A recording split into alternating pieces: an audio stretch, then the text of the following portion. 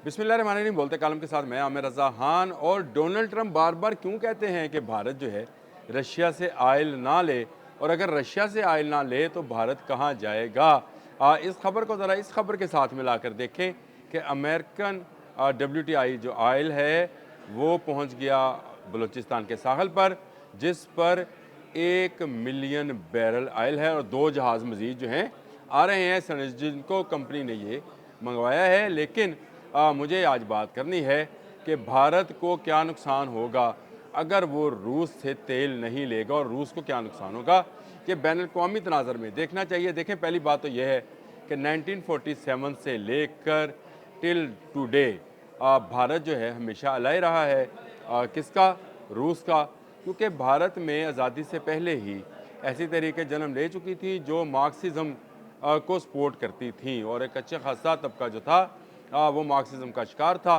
मुसलमान क्योंकि इस लादीनियत से दूर रहे, तो इसलिए मुसलमान जो है पाकिस्तान का किसी सूरत इनके साथ शामिल होना बनता नहीं था।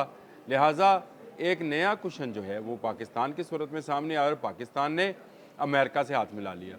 रूस के साथ हाथ मिलाने वाले भारत ने 1950 में उसके साथ मुआहदा किया और असले की पहली तरसील जो है वो की, जिसमें 12 ट्रांसपोर्ट तैयारे थे, कुछ MI4 हेलीकॉप्टर उस वक्त हुआ करते थे वो थे, और कुछ तोपें वगैरह थी जो उन्होंने रशिया से परचेज़ की।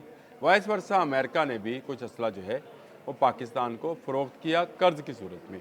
लेकिन इसके बाद हुआ क्या, इसके बाद 65 की 60 में दोबारा जो है उन्होंने टैंक्स वगैरह ख़रीदे, वहाँ से 65 में जंग लगा दी रशिया के एमा पर के रशिया जो है वो उनको असला फराहम कर रहा था। पाकिस्तान ने भरपूर जवाब दिया, 17 दिनों में नाको चने चबवा दिए भारतीयों को।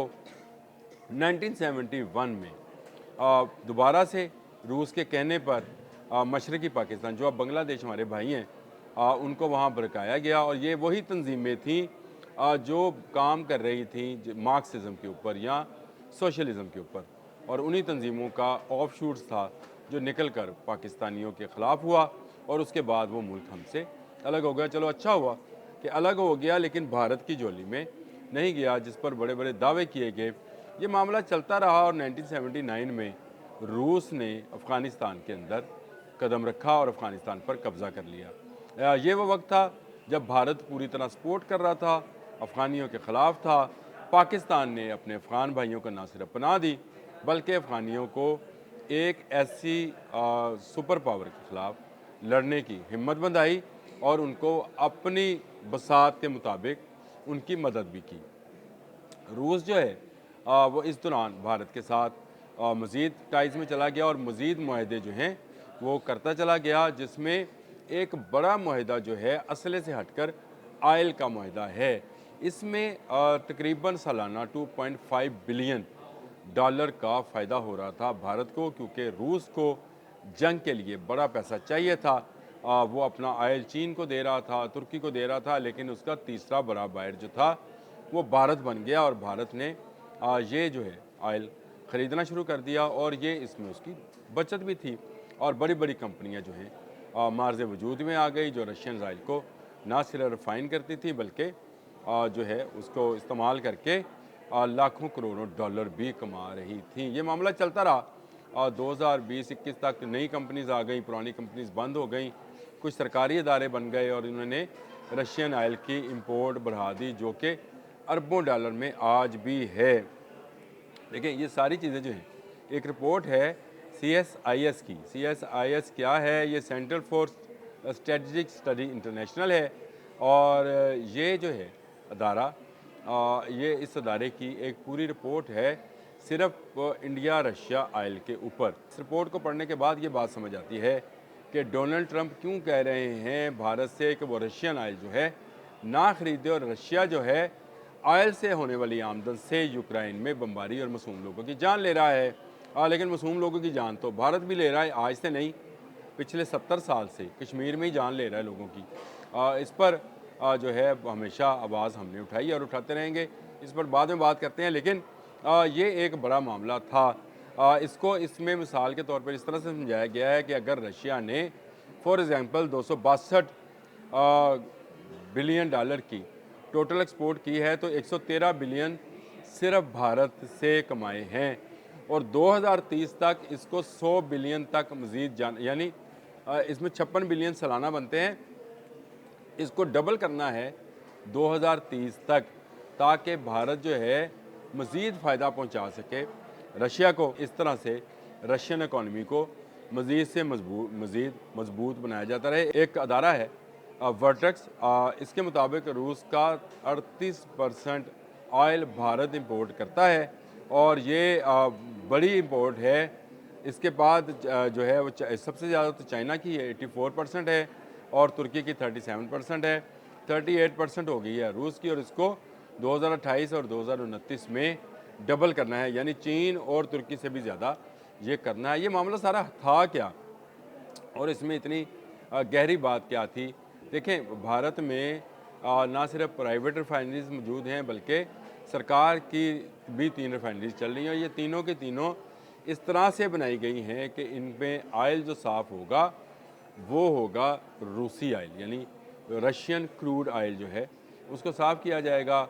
लेकिन भारत ने आहिस्ता आहिस्ता आहिस्ता इसकी इंपोर्ट बढ़ा ली।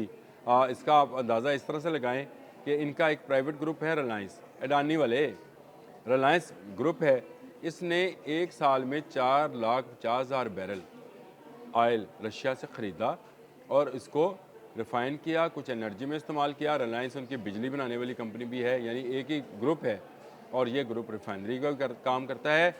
ये तो सस्ता ऑयल लेते रहे, यानी ये सब्सिडी लेते रहे रशिया से, लेकिन ये सब्सिडी नीचे ट्रांसफ़र नहीं करते रहे अपने लोगों के अंदर। दूसरा ग्रुप जो है न्यारा एनर्जी है जी, ये भी बिजली की कंपनी है और साथ में इनके पेट्रोल के कारोबार हैं। इन्होंने 2,40,000 बैरल जो है ऑयल ना सिर्फ रशिया से मंगवाया और इसको फ़रोख्त किया और इसमें से लाखों करोड़ों डॉलर जो हैं कमाए। लाज़मी बात है इसमें अगर उन्होंने कमाए तो मोदी सरकार के भी लोगों ने काफ़ी पैसा कमाया होगा। लेकिन ये सिर्फ ये प्राइवेट 2 कंपनियां नहीं हैं, सरकारी तौर पर भी इंडियन ऑयल कंपनी है, IOC उसको बोला जाता है।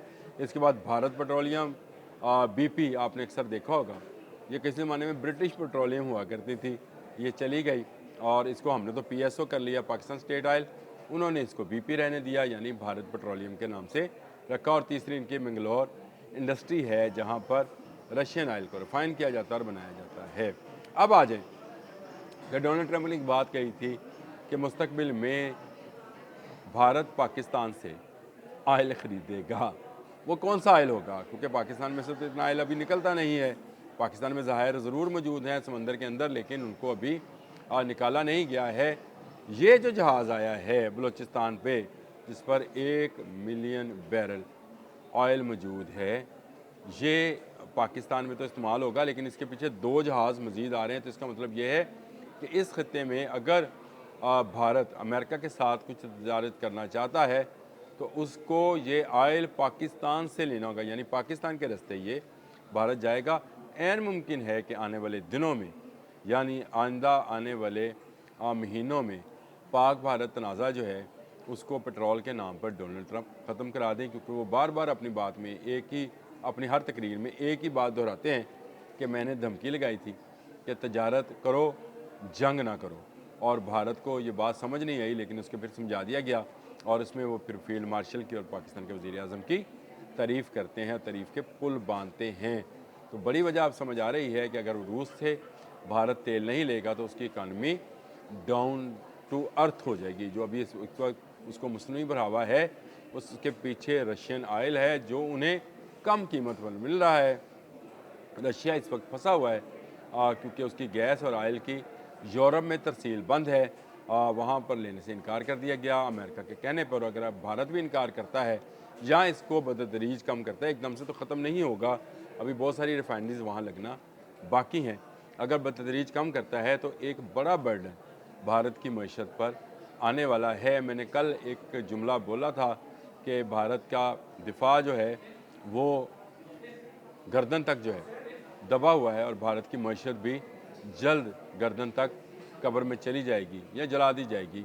तो ये जलाने जैसा ही है, इसकी मईशत के मुर्दे को जलाने जैसा है कि रशिया से इंपोर्ट बंद कर दी जाए, और ये बहुत जल्द बंद होने वाली है, जिसका अमेरिका बार बार अंदिया दे रहा है।